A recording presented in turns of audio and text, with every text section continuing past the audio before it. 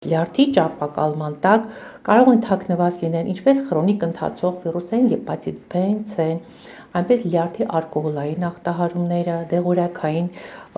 ազդեցությունները լյարդի վրա, մետաբոլիկ սինդրոմ, դրանք բոլորը արդեն երևում են որպես լյարդի ճարպակալում։ Հետագա հետազոտությունները իհարկե պետք է ուղղորդի բժիշկը։ Ուրեմն,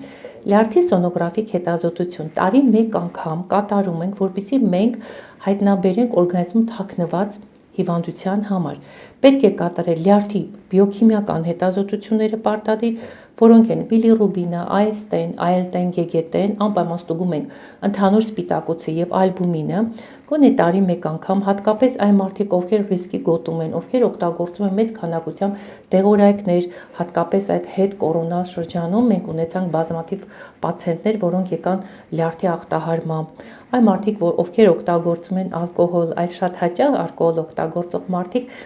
նրանք ասում են ցավ չունենք, ինչու գնանք բժշկին, շատ հաճախ իրենց կանայք են նրանց ուղղորդում ստուգման եւ այնտեղ մենք կարողանում ենք գոնե ոչ այս փուլում, գոնե ցիրոզի փուլում սկզբնական որպես լյարդի առաջնակի այդ ախտահարման ժամանակ մենք կարող ենք հայտնաբերել ճիշտ խորհուրդներ տալ, որպեսզի արդեն չունենանք լյարդի առաջնակի ուռուցք։ Այնպես որ կատարեք որովայնի սոնոգրաֆիկ հետազոտություն, ստվում է պրոֆիլակտիկ հետազոտություն, տարի մեկ անգամ կարելի է թույլ տալ։ Եվ լյարդը համարվում է մեր օրգանիզմի երկրորդ սիրտը, այնպես որ պետք է սիրել լյարդը եւ լինել տեղեկացված։